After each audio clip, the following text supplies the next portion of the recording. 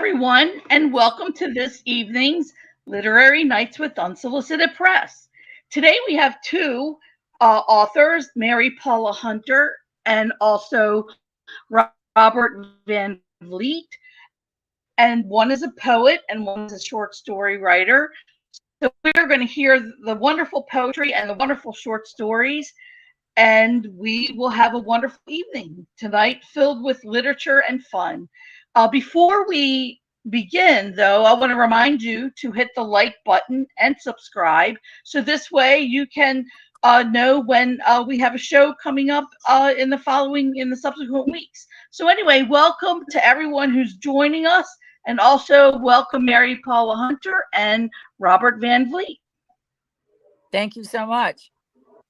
Great to be here. All right, so we usually go in alphabetical order. So Mary Paula, would you like to begin reading some of your short stories for your forthcoming book called Where Are We? Is that the title? Did I get it right? Where Am I? Where Am I? Okay. Okay. This is called Hotline. And here we go. Oh, wow. Miracles do happen. I guess I should say thanks for picking up. I mean, I've only been waiting for like an hour. Look, I'm calling because I'm wondering about something. It's sort of convoluted, but I figure you'll understand, being a hotline and all.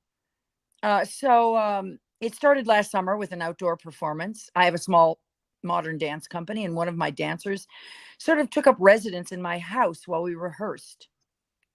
Actually, every one of my dancers moved into my basement, which was really stressful. They were all sort of homeless at the same time. And to make matters worse, the dancer who stayed the longest was really sick. He had diarrhea like 24/7 in my house, but he didn't tell me he had AIDS. He just said he had a pesticide. A parasite that he got in Russia. I guess that's not a weird thing to get in Russia, which makes you wonder, shouldn't the water supply be like the main preoccupation and not making sure everyone worships that guy who keeps taking over other people's countries with his shirt off? Well, one thing is for sure, take Russia off your list of possible edifying vacations. Just Google St. Petersburg, for God's sake. Anyway, here's the background, which, don't worry, is totally like not attenuated, meaning, long.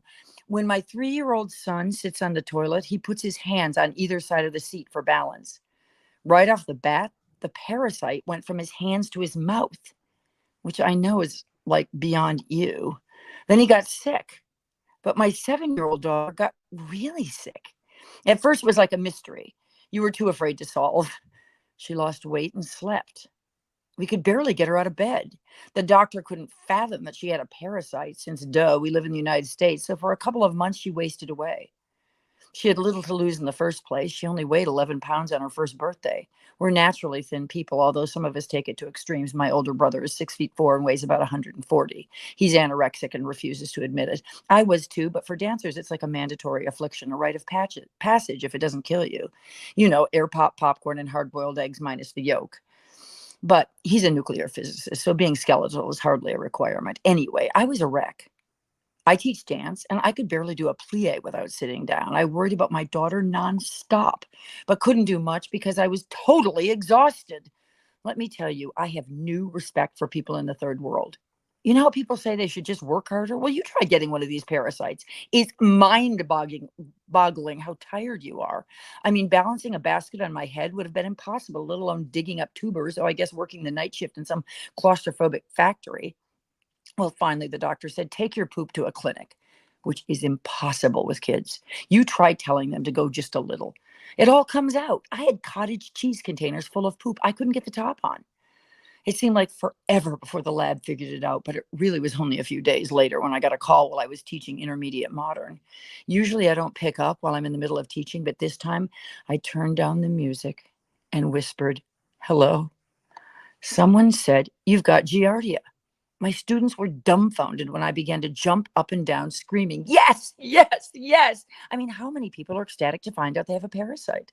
But at least I knew what we had. I thought we were dying a mysterious death, like in the Middle Ages, which I guess wasn't a mystery since they all thought God was punishing them for being terrible people. This may sound weird, but whipping away guilt sounds really comforting at this point. Dancing the tarantella sounds even better. I mean, why guilt and why all the time? Well, not all the time, because after I hung up with the doctor, my thoughts vanished and my brain emptied itself like I was back in ballet class, letting the savior of dance seep into me. Something about music and movement linked together like a chain link fence banishes every little bit of guilt. The thoughts that remind you of your inherent evilness.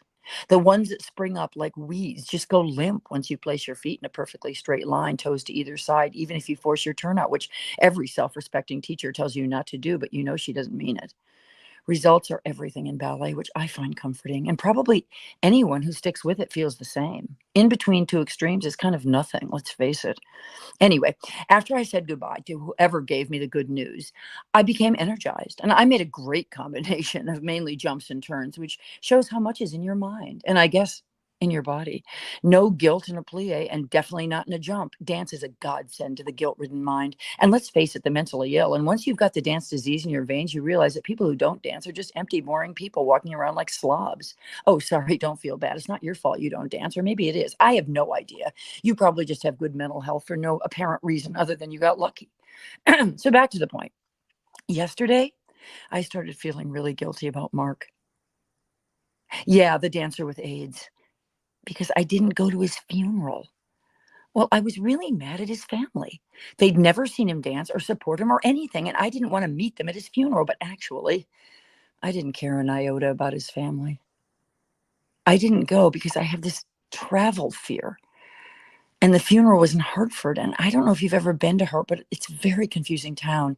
It sort of goes round and round. I actually haven't been there, but that's how I imagine it from what people have said.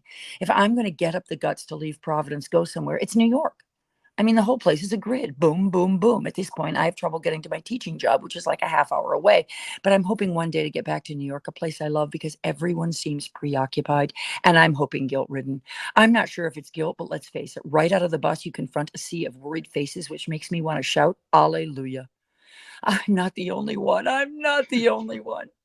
Anyway, so then this guilt over not conquering my travel fears. That's what my dad always told me to do. And he should know, since he could barely get out of the back door, so that I could do important things like go to Mark's funeral, exploded into a bigger worry that I might be responsible for killing my entire family. Okay, here's my question. Can you get AIDS by getting Giardia from a person who has Giardia who has AIDS? You don't know? What do you mean you don't know? I mean, this is the National AIDS Hotline.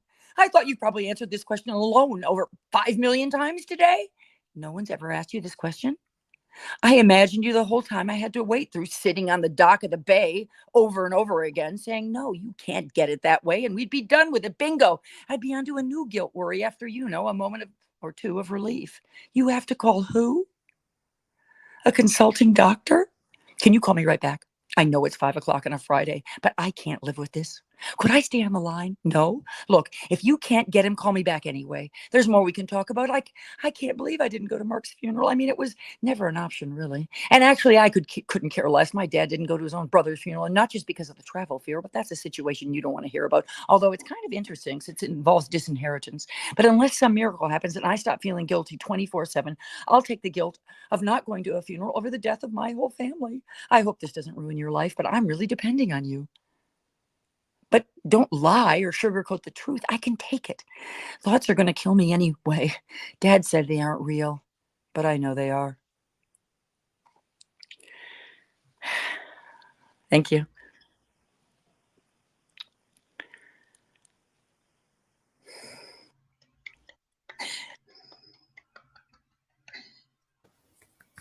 That was something. Wow. Wow. Thank you. Do you want to read another little short one? Sure. I'll give a little bit of the next one in the book. It's called Life Support. do 4 paragraphs or a little bit more. Corny, you got a phone call. Seems that Bay's going to hospice tonight. Dale, the skeletal homemade, motioned Dad to the phone as he slipped into a jacket meant for someone a size or two bigger. As he rolled up the cuffs of his voluminous jacket, I took a deep breath. I'd just arrived in Muncie after a budget-style trip involving no less than 3 stops and hoped he could stay for a while, help me get my bearings and deal with Dad. Hey, that's too bad, but my dinner's getting cold, Dad said, hovering over his plate of chicken tenders. He's kind of busy now, Dale said into the phone and then flew out the front door, his jacket flapping like a parachute. Years ago, a few days after we cremated my mother, Dad found Bay alone in a booth at the IHOP. She wasn't the first woman he'd considered for the job of post-mom life support. As an agoraphobic dad, he depended on a ready supply of female dummies, sort of like Mitt Romney's binders of women. Fill-ins from any walk of life, and looks didn't matter. I had watched him snuggle up to the homely radiologist as she traced the outlines of Mom's ovarian cancer on the x-ray he ignored.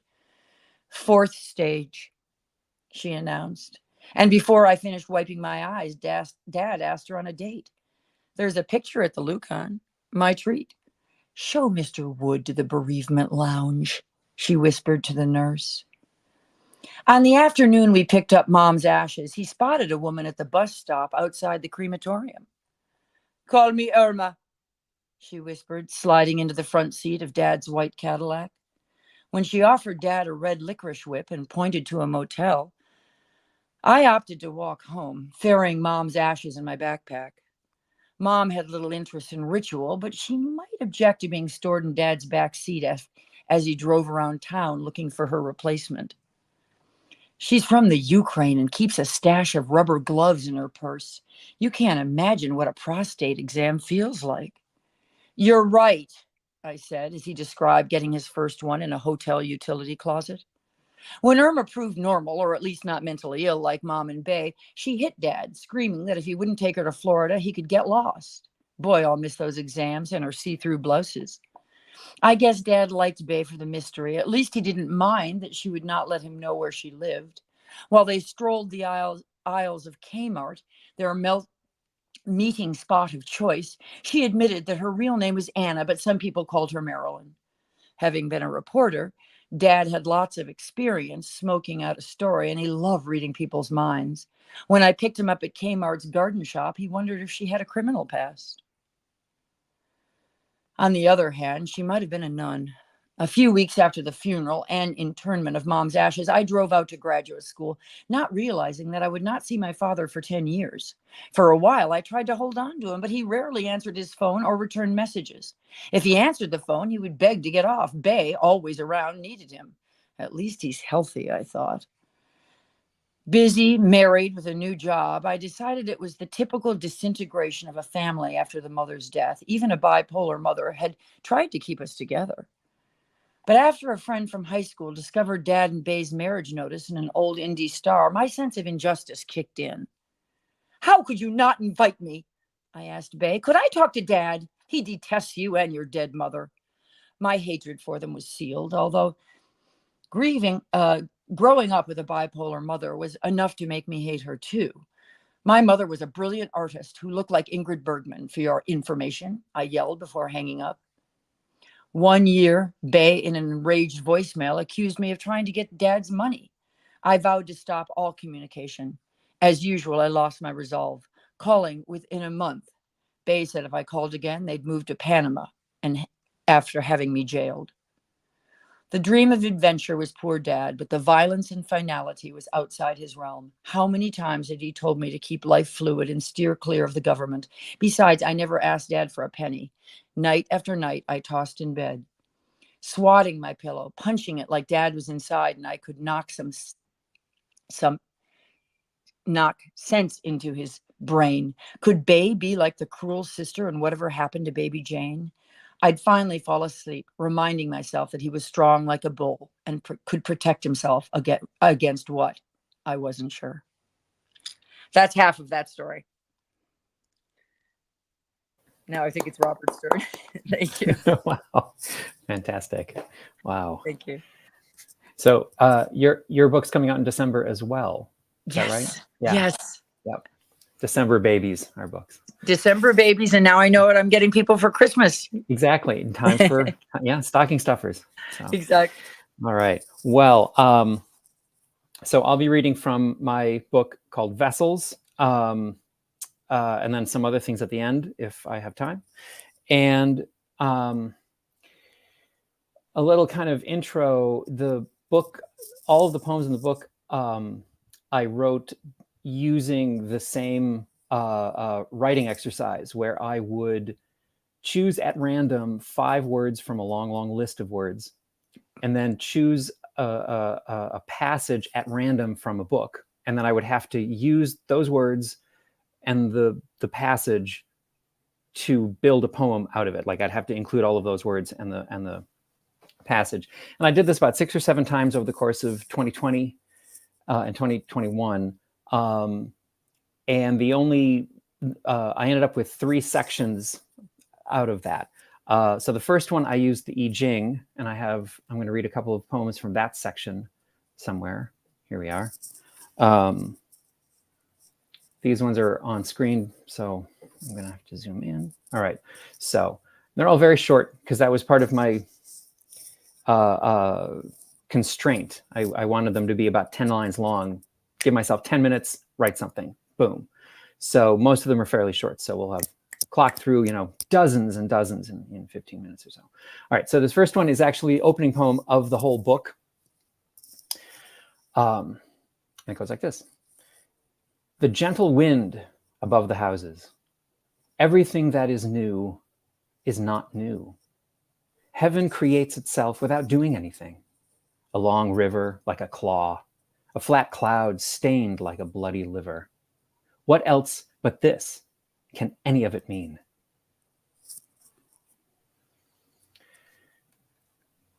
And then this is another one. Tell me, what do you mean by good? Lying on warm grass, forgiveness and fire, a woman caught in thunder and rain? The tail knows, but the head guesses. And this is number 5. That which is bright rises twice, once through blood, once through the 4 lit corners of the world. It is good to die by a window, looking out upon the distant law. Where there were 2, there is now only fire, thunder and no lightning, lightning and no cloud. And then, here we go. Number 19. Who can tell you what you don't want to hear?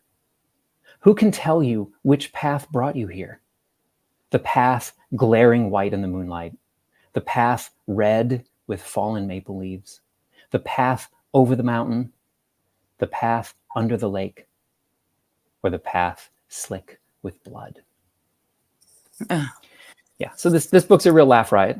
Okay, so that was part 1, and I was drawing on images from the I Ching, which I would throw, I do the whole thing with the coins and find the trigrams and the hexagrams and so forth. And then I had this very, very long list of words, and I would roll my D&D dice because I played D&D when I was a kid, and I still have the dice.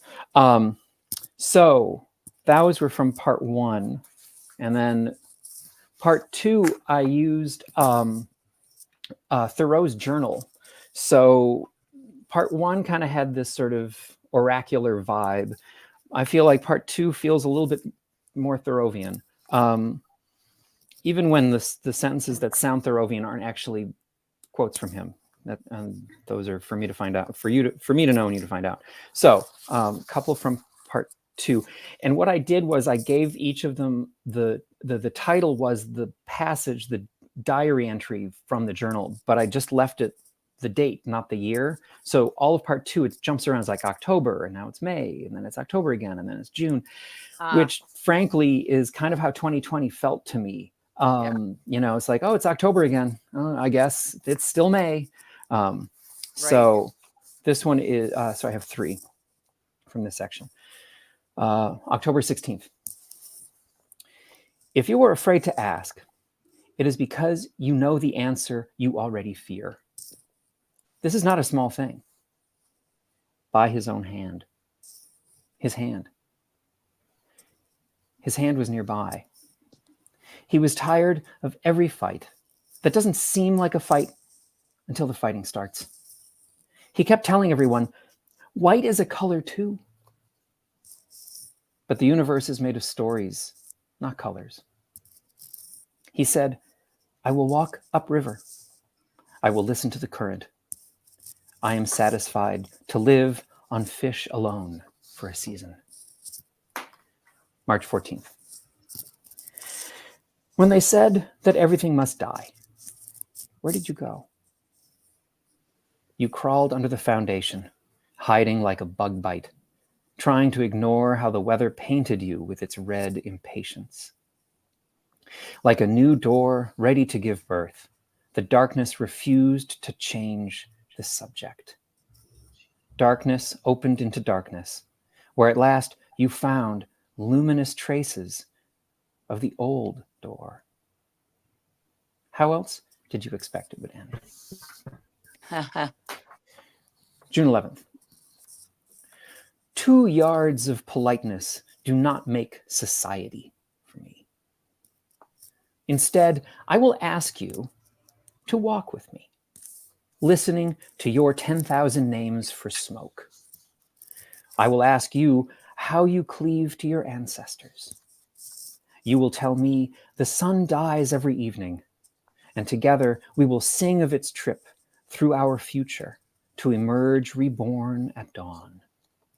There is no harmony without dissonance. So part 3, I would change the word list a little bit each time because sometimes I just kept getting the same words over and over again. I'm like, oh, God. Yellow again, really? And so I would kind of swap things out a little bit. And of course I changed the source book, and I came up with, it's down in the basement. I would create these big giant charts, and then I would do random number generators and stuff to find the page and the line. And it was very mathematical. So part 1 was the I Ching, part 2 was Thoreau's journal. Part 3, I used something called the Nag Hammadi Library. In 1945, in Egypt, a young man, interestingly enough, his name was Muhammad Ali, no relation, stumbled while hiding behind a rock, kind of broke through and found this giant, vessel of scrolls that had been buried there about 2,000 years earlier.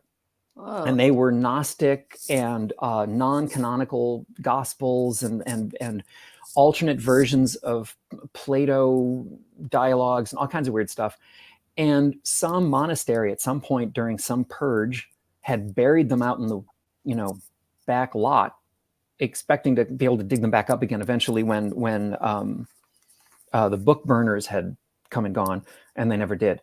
They turned up 2,000 years later. Some got burned, some got destroyed, and most of them were preserved and translated and published. So part 3 is drawing on these weird texts that are alternate gospels that didn't make it into the Christian scriptures, and they're very strange stuff. So part 3 has kind of this weird, almost hallucinogenic kind of quasi-canonical weird vibe, very strange. And in some ways, this was the one that was the most fun to write. So I'm starting with one that officially it's 4 different poems scattered throughout the book, but I like reading them all together because, well, you'll see why. I usually call this one Reason, which, again, you'll see why. No repose can cure your weariness. For this reason, she is held to have said, I am green, and I am what is not green. I am the tongue, and I am what the tongue cannot say. I am the sun, and I am the sun's shadow. And whenever you appear, I will hide from you. Sorrow endures longer than memory. For this reason, she is held to have said, I am the song, and I am the silence. I am what you must learn, and I am what no one can teach. You can never give enough to repay what you owe. For this reason, she is held to have said, I am the tree, and I am the cleansing ash it yearns for. I am the mountain, and I am the weather that will throw it down. I am the mouth, and I am the cry. I am the pavement you lie on, and I am the knee that holds you there. I am the blood, and I am the ear that listens to the blood. I am the one who stands, and I am the one who runs. I am the liberator, and I am the one bound to the stake. I am forgiveness and vendetta. I am the judgment and the acquittal. And whenever you hide, I will appear. Ooh. I think of that as my George Floyd summer poem, because I wrote that whole sequence while we were waiting for the verdict in the murder trial. And I was living in Minneapolis at the time, and it was an intense time. And I think obviously we were all bracing for an acquittal. Yeah. So it was an astonishment that it went the other way. And I think it was a very strange catharsis to have that actually happen. Sorry, it doesn't happen more often, frankly. Yeah. Yeah. So a few more from part 3. Like I said, it's a real laugh riot. It's just, side-splitting hilarity from start to finish. So, and I'm reading these out of order, so I'm going to say the numbers so you get a sense of how they're jumping around. But number 47. We watched them standing near the fire. We could hear them whisper of who they would kill next. And I asked, they who did not know but have turned away, where will their souls go? But I was alone, and the moon said nothing. Oh, I like that. Number 31. What passes for drink in this parched and transient steppe will have to satisfy you, or you will never find rest. You worry at your destiny without a thought to the root that holds you where you stay. You cannot simply sever it like a hair. You cannot simply ride away before a train of dust. This mean and abashed outpost, which will soon be erased like hoof marks after the spring floods, was once a metropolis, always above you like the sun. But the sun will set. Number 15. Because I trusted you with all my strength, I thought it fine to swallow my anger like a moon, sit motionless as you threw acid and daggers at everything I thought I loved, until I loved only the hope of trust and the dream of you at last dissolving your daggers in the acid.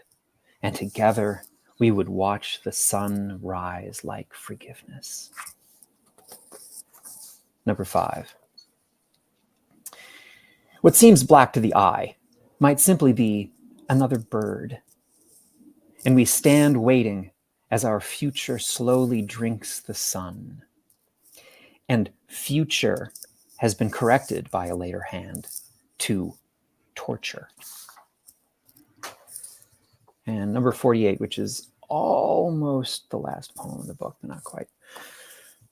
When you are seized by the small terror of the endless stones pressing down upon you, and you undergo these sufferings, and peace leaves you breathless, and the way is blocked by a multitude jeering and refusing to help, only the sun will stand by you, holding out its shy hand to lead you home. Nice. Do I have time for another or two?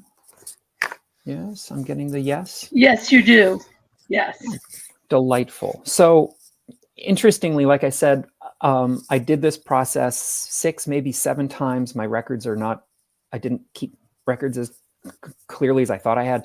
And several of them were complete busts. I would pick a book and I would start working through it, and I just kept I kept finding like like I tried using a dictionary at one point, and then every line I picked was like verb obsolete, and I'm like, I can't, and maybe another time I would have been able to build something of it, but so I'd stop after a couple of days and move on to something else.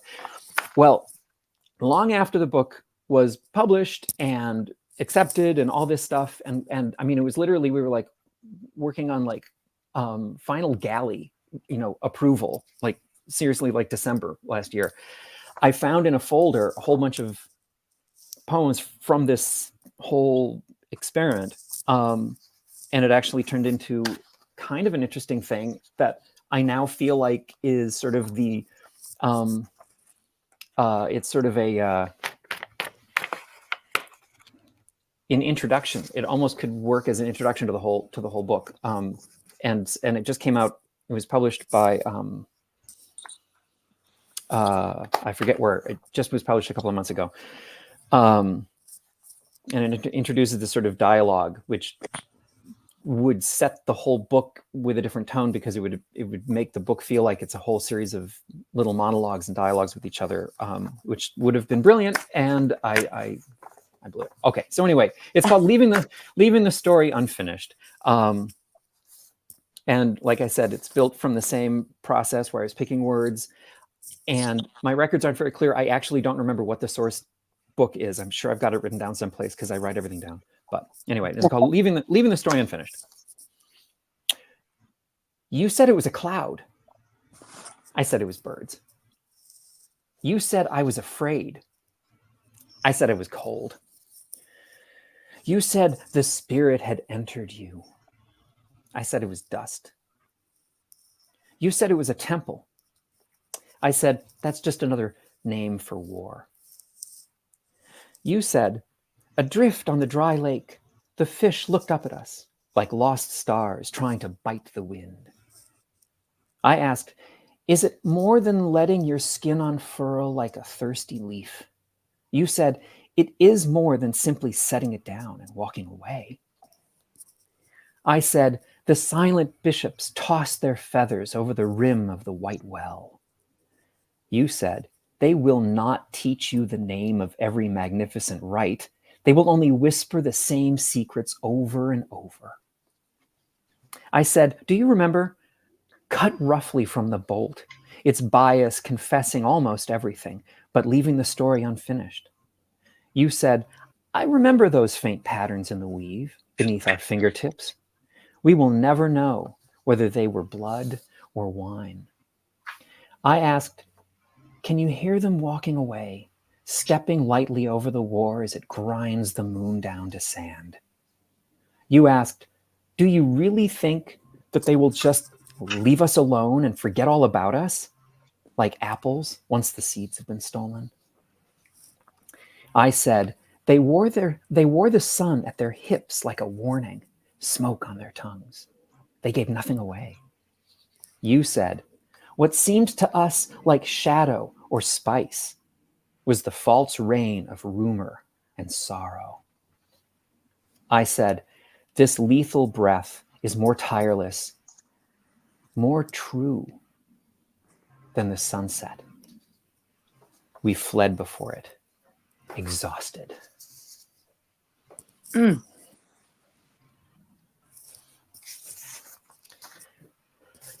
And that's what I've got for you. Beautiful. Thank you so much, Robert. Thank you. Yeah, thank you both so much for reading both of your works. I'm very sorry about my internet. It keeps going in and out tonight. I have no idea why, but I'm really glad that you're continuing to read, because the readings still go on even if I'm in and out. So let's. I want to start talking about some things like Mary Paula. What inspired your hotline call and Yes. that wonderful story? And I missed the second one. I apologize for that. No worries. Well, I think that being in dance when I was during the AIDS crisis, I had so many stories about that. And I wanted to do something that was and something that I always think things are sadder when they're also comical, and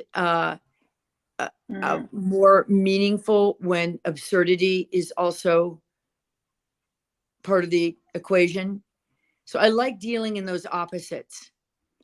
And I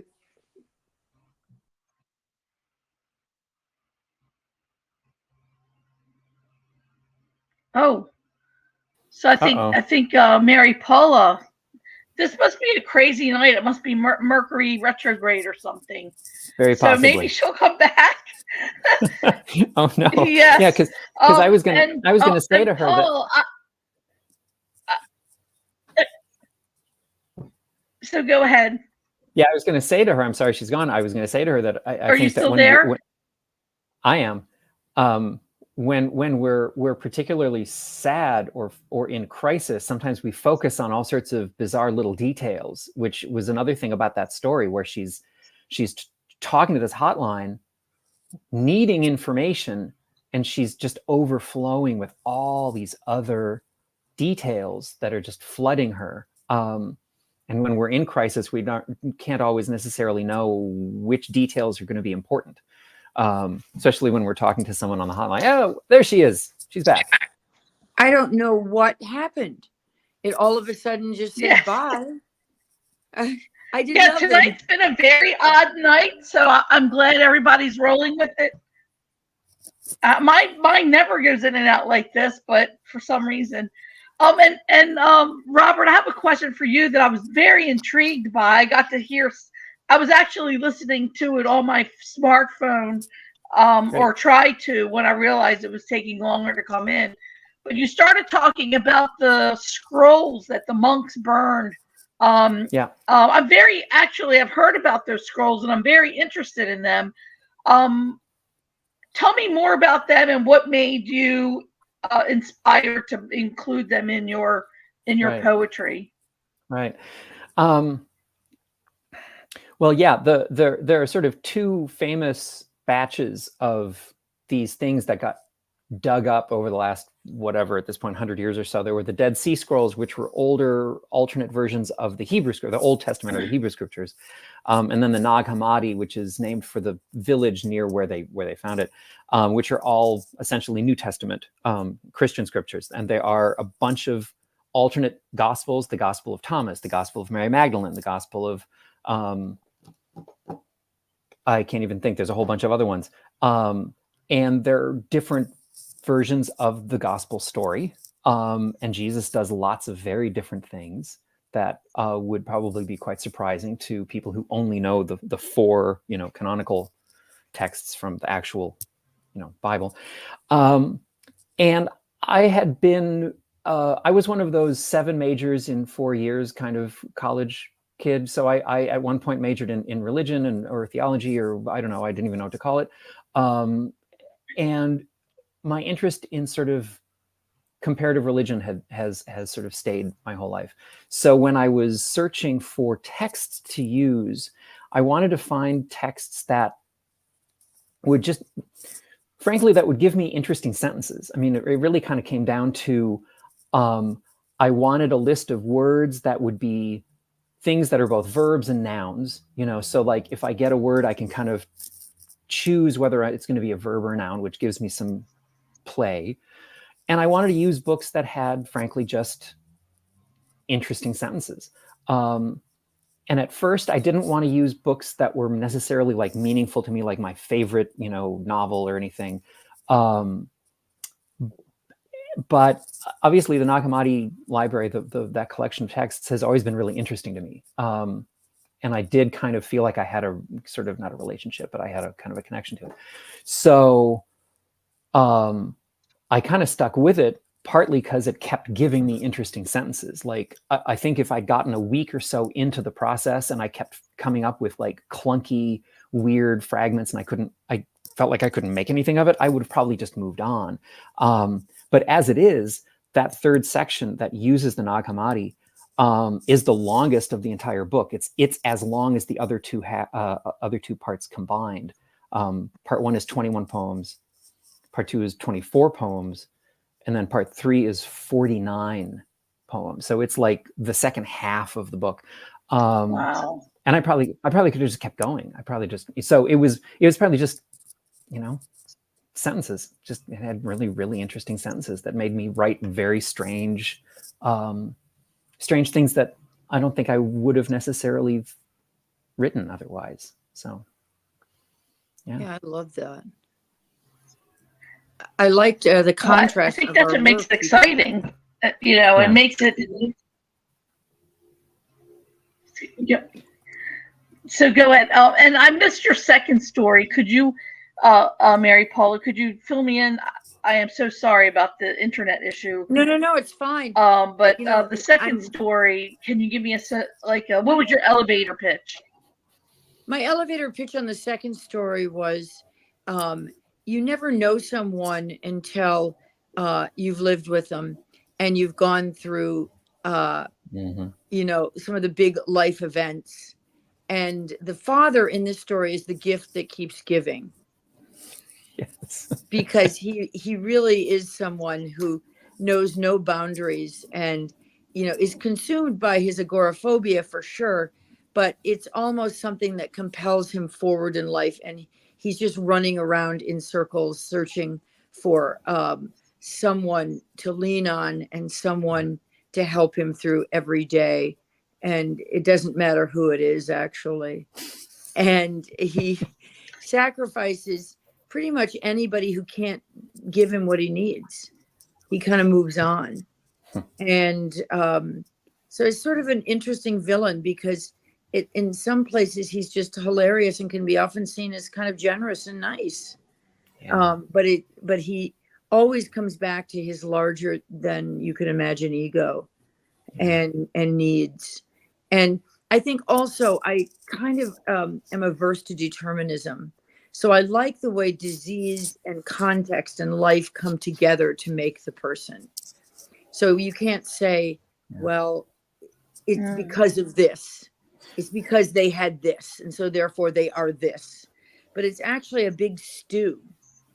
And so in my writing, I try to really reveal every piece of that stew. And I've had to work very hard at making sure that the reader is following along with me. And so that first story that I read, which is essentially a monologue, I edited and edited and edited and edited so that I didn't lose you. So that even though she goes on all kinds of tangents as she's speaking with this hotline, I wanted to make sure that you knew where we're at. Yeah. And you always got that thread. Because when you write a monologue or dialogue, it can often be like a sermon or Garrison Keillor or something that's read on the radio.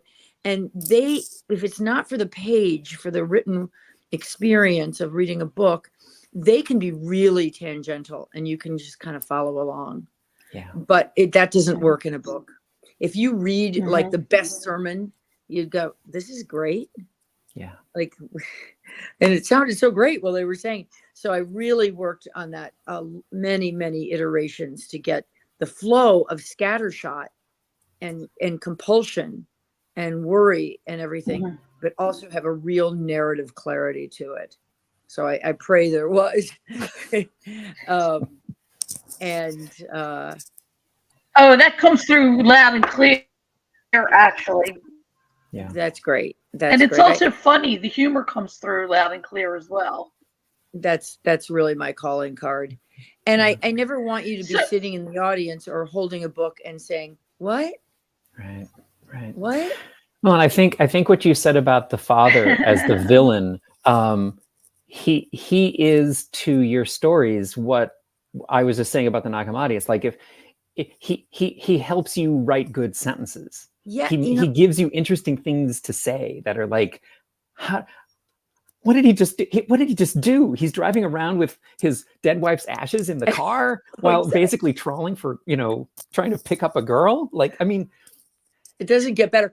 No, in fact, it's funny that you mentioned that, Robert, because I think we're both dealing with we're both dealing with um, uh, a, a, a context, a very concrete context. You with the I Ching, or do you pronounce it I Ching? I Ching, yeah, I I Ching. Ching, yeah.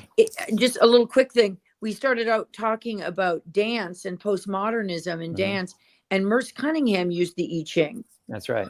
And he did it a lot because of, I think, what you're doing beautifully, which is, two minds are better than one. So that Yeah. you have another, like all of these works that you're looking, they're giving you sentences, they're giving you another brain. Exactly. And I also think that first I had these collaborators. I had the I Ching, and I had Thoreau, and I had the crazy weird meta gospels. But then I have other collaborators in the form of the readers, who are then now kind of completing because poetry and stories and things, they're scripts, and they don't fully come alive until somebody reads them. And I mean, I'm reading my stuff tonight, and you're reading your stuff tonight, but somebody else down the road, it'll be their responsibility to figure out, how do I read this? Like, what is this? So thinking of it as a series of collaborations is I think very important. And yeah, and Merce Cunningham and John Cage and John Cage have been very, very big influences on me throughout my entire life. I felt that immediately. Yeah. I felt that immediately. And that was just so weird, because that was such a big part of my life as a performance artist and dancer before I became a writer. Yeah. I had begun writing and dancing and using a lot of the things that I had learned through Cunningham's work about chance and chance operations. And so here you are using that chant, going, what? Yeah. That was really a cool coincidence. Yeah, and it lets you be brave in ways that surprise, that it lets you be brave and be surprised by your own, like, every time I reread some of these things, I go, where did this come from? Who is this? It makes no sense to me whatsoever. And I'm glad to think that other people, it might make sense to them, but I read this and I think, I have no idea where this came from. And I love that feeling of going, sorry, I have no idea. Don't even ask me what it's about, because I have no clue. I feel there's so many relations to writing. It's almost as if you were channeling your work. Yeah, kind of. Yeah. Yeah. I'm sorry, Mary Paula. I just was going to say this, kind of the same thing, that sometimes the work flows and you don't even know what the work is. I also loved your imagery, the coming through the uterus, I believe, the trails and the tracks. I thought your imagery was really incredibly evocative without being forced. It had a natural quality to it. And I like that, because it's not natural at all. I know how highly edited when you're using fewer words. And I really enjoyed it very much. I can't wait to get your book. Thanks. So let's talk a little bit about that work and that process that goes into making all of those words seem perfectly plucked from the ether when you put them in sentences. So how do you approach the writing process? Do you write every day? Do you keep a journal? Are you disciplined? Talk a little bit about your approach to the work. Whoever wants to start. Robert, should I start, or? Sure. Okay. Sure. I think, I know it's trite, but one thing I wake up and do first thing in the morning is I read some fiction, and I read fiction before I go to bed. So I have two reading times, and it really affects my practice. It's the best teacher I know is reading, and I read very widely. So I try to get a lot of influences in terms of, how do you construct a sentence? How do you, one of the things I struggle with is the arc and the mathematics of writing. And I struggle with that. So how is the narrative building and falling? So I read every day, twice a day at least. And then I write every day, even Sundays. And sometimes not that long. Sometimes I need to get up and go out and take a walk. I don't measure my discipline by time. I read Dom DeLillo, writes from like 7 a.m. to 5 p.m. He gets up, has a cup of coffee, and goes back and writes more. I can't do that. I need to be more inspired. So I let the inspiration really flow. And then I write for as long as I need to. And that could be all day, but it also could be just for an hour. But I do write every day. I read every day. And I try to also write every day something other than I'm working on. So I'm working on right now a new group of short stories, but I'm also writing some songs. I like writing songs and lyrics, or I might be, a person came to stay with me and she was very difficult. So I immediately dropped everything I was doing and wrote a short story about the visitor who is difficult. So it's a friend of mine's a poet. You might know his name, Peter Balakian, a very good poet. And he said to me, I believe he said this, if he's listening, he's going to go, I didn't say that. But I think he said he has pots on on each burner, and he's stirring all of them. And I'm a lot like that. Yeah. Having 2 or 3 things. I think I got a little ADHD. So Dom DeLillo, I am not. In many ways. Yeah. That sounds similar to me. I think, Robert, what about you? What is your approach?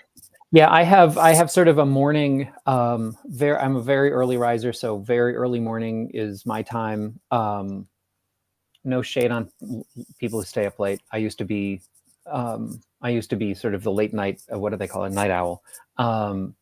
And then I got a day job that I had to be there at like 6 or something like that in the morning, which absolutely just killed me. I mean, it was That's a killer. It was brutal. And then I suddenly discovered that I kind of enjoyed it, that I was like waking up at like 4, everything was quiet.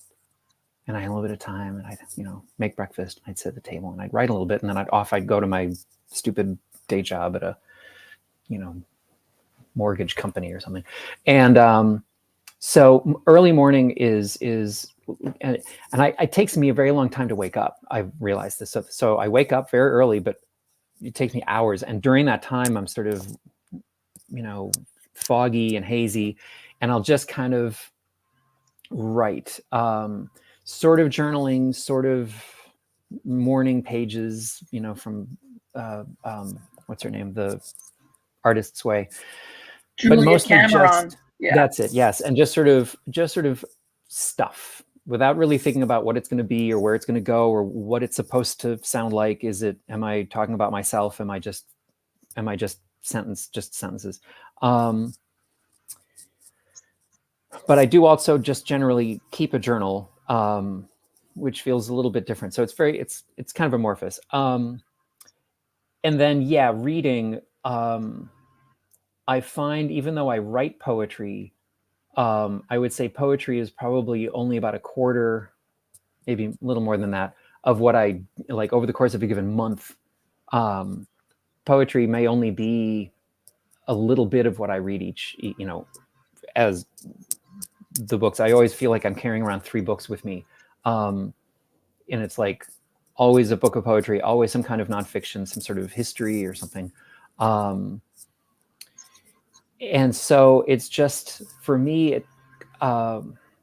it's about sentences. And so I'm always kind of listening to the music of the sentence, wherever that sentence might be. And I think that's just kind of how I'm listening. And I started as a songwriter when I was much younger. And so I've always thought of all text as sort of a script or a score, for some kind of voice. Somebody is making sound, and they're speaking to somebody, and it's the reader's job to figure out the answer to those questions. Who's speaking, and who are they talking to, and why? And if you can't answer any of those questions, you can at least listen to the music of it.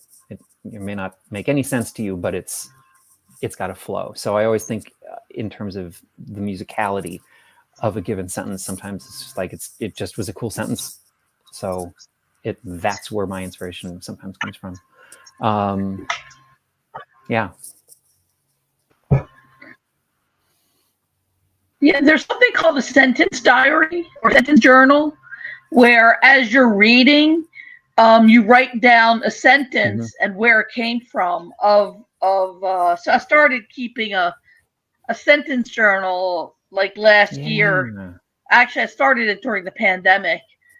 Just as I'm reading my books, whatever books I'm reading, if there's a sentence that either is musical or has some kind of quality that just I love, I just write it down into a sentence journal. That's all. That's all it is a book of sentences that I liked. So that's cool. It sounds like the kind of thing I should. Yeah, it sounds like the kind of thing I should do, but I don't actually. I mean, whenever I'm reading, I'm always marking up the margins. I'm always underlining stuff and marking, but often I'm really bad at going back later and looking at like all the cool things that I marked. This book was amazing and it had all these great things in it. And because of my macular degeneration, I can't read books anymore. Oh, interesting. So I only read digitally, and that I really miss messing up the book. Yeah. But I am so grateful that we have the digital world and makes reading still possible. Audiobooks are not my thing. I might get to that they have to be, but so far they're not. Right. I just love this. I love being alone in my head. Yeah. Nothing better.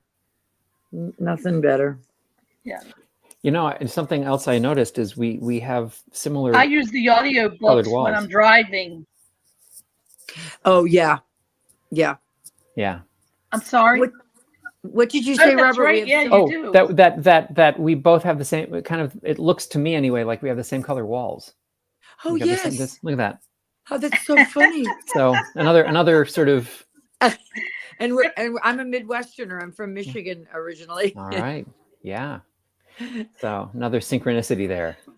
So we're getting close to the end. So I want to know what are your messages to aspiring writers out there? What do you, as a published writer, as a writer who practices the practice of writing on a daily basis, what do you want to tell aspiring writers out there? I think one of the things that Robert, you want to go first? Oh, okay. Okay. I think I would probably say I would tell them to waste more time, to not feel like they have to be efficient with what they're doing and how long it's going to take. And whether that, and I think of that both on the hourly and daily level and on the sort of the career path level. Like, I've been writing for 35 years. I've been writing songs and poetry. Nice. And my first book is coming out in 6 months. So that's a long arc, and I just keep going. And if you aren't happy wasting time in a room by yourself with a piece of paper or whatever, however you then maybe you need to be thinking of doing something else, because it really is about enjoying the act of making sentences, and let that be the real reward. And then if something else happens, yes, obviously it's nice when your poetry or stories get published, but you can't. So waste more time. Go ahead and just waste it. That's what I would say. That's nice. Can you guys hear me? Yes. Okay. And Mary Paul? Well, yes. I thought that was excellent, because I do feel that way so much about our work, that you put in the time, and you need to think about that time as a beautiful and wonderful experience, even though it's frustrating often. Yes. But that it's actually, without being a martyr, we are lucky that we are so motivated, and that we are so committed to our work. And I would say that if the commitment doesn't come relatively easily, I would say you might consider something else, because the minute I pick up the pencil or get on my laptop, I'm just in heaven. And just to be able to do it, and I'd say to the young writer, enjoy it, get into it. Don't worry about getting published. Worry about making it the best thing you can possibly do. Because I do believe if you let your individual voice come through and you perfect it and you edit the heck out of it, it will eventually see the light of day. Mm-hmm. But you really have to, I think, as Robert said, get into it, allow yourself the time. And I guess I am a believer in perfectionism. That, you know, if you think you should go edit it once, edit it twice. Yeah. I love Joyce Carol Oates. She saves 1,000 words for every 4,000 she writes. Yeah. So just edit that. Take a pair of scissors. One of my best teachers, I took a little class at the Y here, who said, don't marry your work. That's Don't right. get married. And I thought, beautiful. Take the scissors, cut out what you don't need, put in more, cut it out. Yeah.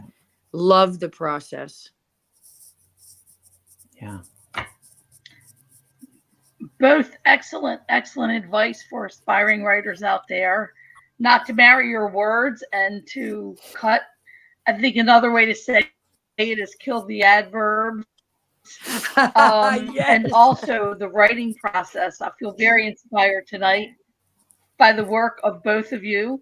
And so with that, I just want to alert people that our next show is going to be June 12th. Please hit the like button and also subscribe to Unsolicited Press's Literary Nights. So we're on Unsolicited Press's channel so that you can hear us. We'll see you on June 12th with some new writers. And with that, we say thank you so much for joining us. We apologize for the internet issues that we had this evening, but we soldiered on, which is what writers do. We soldier on, and we'll see you next time. Thank you, everyone, and good evening. Bye-bye. Thank you.